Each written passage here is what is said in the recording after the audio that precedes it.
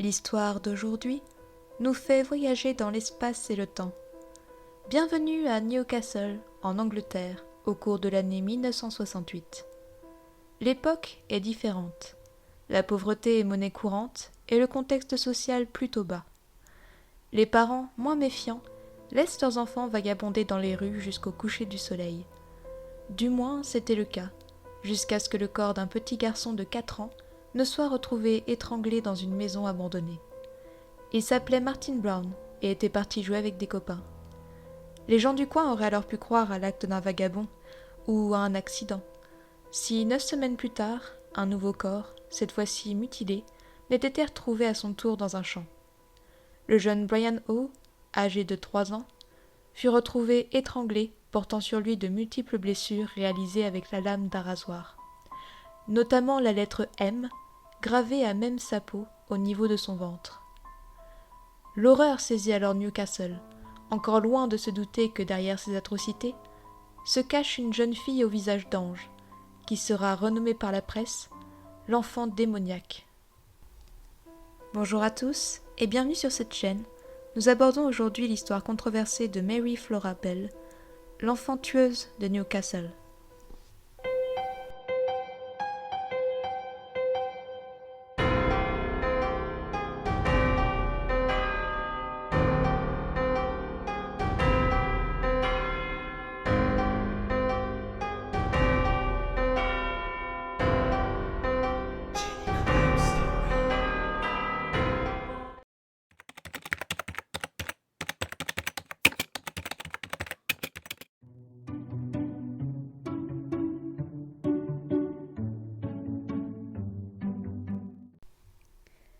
La petite Mary n'est pas vraiment ce qu'on pourrait qualifier d'enfant désiré. Sa mère, Betty Bell, l'a eue alors qu'elle avait 16 ans. Son père biologique, du moins celui auquel pense Mary, est Billy Bell. Il sera emprisonné pour du trafic peu de temps après l'accouchement de sa femme et ne connaîtra que très peu sa fille. Personne n'est vraiment certain de cette paternité, car Betty se prostitue pendant les nombreuses incarcérations de son mari. Elle est notamment reconnue dans le voisinage pour une spécialité, le sadomasochisme. Alors qu'elle est encore bébé, Betty cherche à plusieurs reprises le moyen de tuer sa fille. Tentant de l'empoisonner avec des médicaments dissimulés dans des boîtes de Smarties, ou encore de l'étouffer avec un oreiller, ou en la faisant basculer accidentellement par la fenêtre. Elle essayera également de l'abandonner, sans succès. Les grands-parents de la petite Mary proposeront de l'adopter. Mais Betty refusera, trouvant une nouvelle utilité à sa petite fille, alors âgée de 4 ans, la vendre à ses clients. Mary est depuis ce moment-là victime d'abus sexuels répétés. Le temps passe et sa mère a d'autres enfants. Un petit garçon qui restera avec elle dans la maison et 2 petites filles qui seront confiées aux voisines, tous de pères inconnus. Mary va à l'école mais n'est pas très populaire, inspirant la crainte auprès des camarades de son âge. Elle fume, répond aux professeurs et martyrise les autres élèves. Lors d'un voyage scolaire, elle brûlera une de ses camarades sur la joue avec sa cigarette et sera alors punie par son professeur sans que l'incident n'aille plus loin. Plusieurs parents, inquiets, avertiront la police du comportement anormal de Mary, expliquant qu'elle propose des massages à ses camarades avant d'essayer de les étrangler. Ces allégations ne sont pas prises au sérieux, et Mary continue son escalade dans la violence, s'en prenant tantôt aux enfants, tantôt aux petits animaux de son quartier.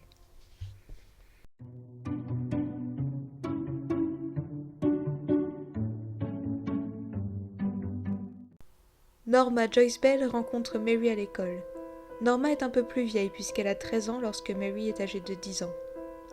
Bien qu'elles aient le même nom de famille, elles n'ont aucun lien de parenté.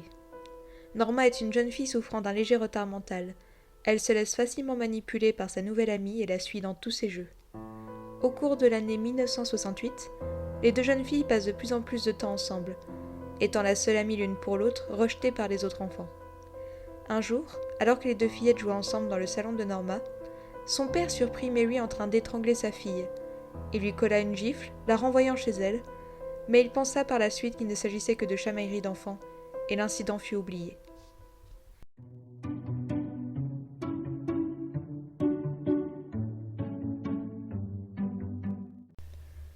Le 25 mai, le petit Martin Brown alla jouer dehors lorsqu'il remarqua une enfant plus âgée que lui qui lui dit de la suivre. Du haut de ses 4 ans, il ne se méfia pas et prit la main de Mary Bell. Une fois arrivé dans une maison abandonnée, elle le saisit par le cou et l'étrangla jusqu'à ce qu'il cesse de bouger. Mary prit soin de disposer à côté de lui une plaquette vide de médicaments. Elle n'avait pas eu suffisamment de force pour laisser des marques autour du cou du jeune garçon. Plus tard, elle revint sur les lieux du crime, accompagnée de Norma, ainsi que de 2 autres petits garçons à la recherche de leur ami disparu, à qui elle avait proposé son aide pour le retrouver. La police, ne relevant pas de traces sur le corps de l'enfant et remarquant la plaquette de médicaments, conclut à une mort accidentelle, bien qu'ils trouvèrent suspect le comportement des 2 jeunes filles. Ce premier meurtre, exécuté seul, se déroula la veille de son anniversaire. Le lendemain, Mary fêta ses 11 ans. Enorgueillie par ce premier acte, elle réclama à sa mère d'assister aux funérailles du jeune Martin et s'en alla poser des questions à la mère endeuillée. Notamment une question qui perturba Madame Brown, mais qu'elle interpréta sur le moment comme de la curiosité enfantine, car elle lui dit « Est-ce que je peux voir Martin ?» Et lorsque Madame Brown lui répondit qu'il était décédé, elle lui rétorqua aussitôt « Ça, je le sais, je peux voir son corps dans son cercueil ?» Peu de temps après, le même jour que celui où elle a étranglé Norma, Mary la persuada de la suivre. Elles iront alors cambrioler et vandaliser un orphelinat à Scotswood, y laissant de multiples notes, s'accusant ou se vantant du meurtre de Martin Brown. Elles ne seront pas interpellées, et les policiers en charge de l'affaire prendront ces notes pour une vulgaire farce. 9 semaines après ce premier meurtre, Mary voulut recommencer, mais cette fois-ci pas seule.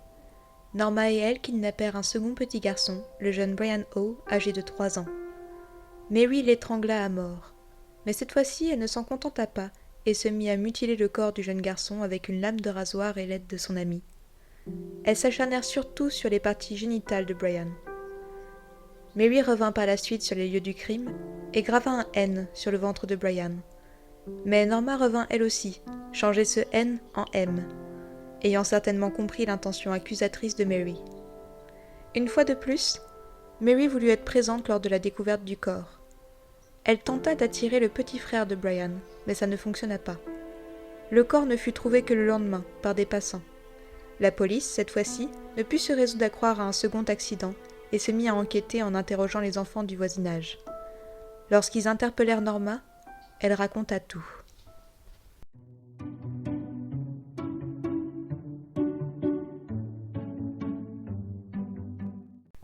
Mary fut interpellée et on trouva dans son journal intime des notes expliquant le meurtre du petit Martin, ainsi qu'un dessin de la scène de crime. Elle ne nia pas les faits et s'exprima sans montrer le moindre remords. Lorsqu'on lui demanda pourquoi elle avait tué Brian O, elle répondit « Il n'avait pas de maman, alors il ne manquera à personne ». Le procès qui se déroula en décembre 1968 fut extrêmement médiatisé, l'âge des protagonistes rendant l'affaire exceptionnelle. Mary fut diagnostiquée psychopathe par un psychiatre.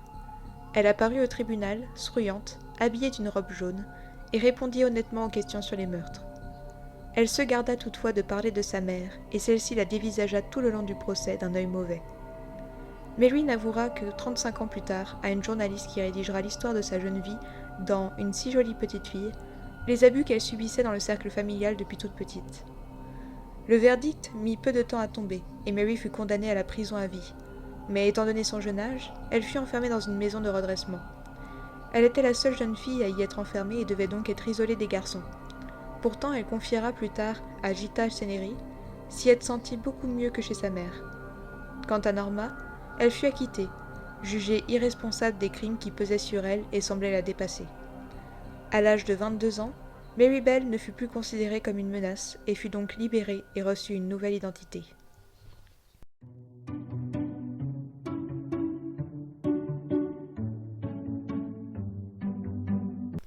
Mary Bell dut changer une multitude de fois son nom, car les journalistes la retrouvaient toujours et dévoilaient ses informations personnelles. À l'âge de 26 ans, elle devint elle-même mère et expliqua alors comprendre tout le mal qu'elle avait pu causer. En 2004, elle gagna un procès interdisant à quiconque de dévoiler son nouveau nom ou celui de sa fille. Et en 2009, elle devint grand-mère à l'âge de 51 ans. Le livre de Sérénie, rédigé alors que Mary avait entre 38 et 41 ans, est une longue confession poussée par la culpabilité, le seul témoignage entier de sa vie. À sa sortie, il provoqua plusieurs émotions contradictoires, surtout lorsque le public apprit que Mary en avait touché 50 000 livres pour les droits d'auteur. Certains y virent une tentative d'explication, voire d'expiation. D'autres simplement une façon de se faire de l'argent sur ses crimes. Aujourd'hui, Mary Bell vit toujours, anonyme parmi la foule, et personne ne sait plus ce qu'elle est devenue. Je vous remercie pour votre écoute, et j'espère que ce récit vous aura plu. Ne vous fiez à personne et soyez sage si vous ne souhaitez pas finir dans une de mes vidéos. Et je vous dis à très bientôt.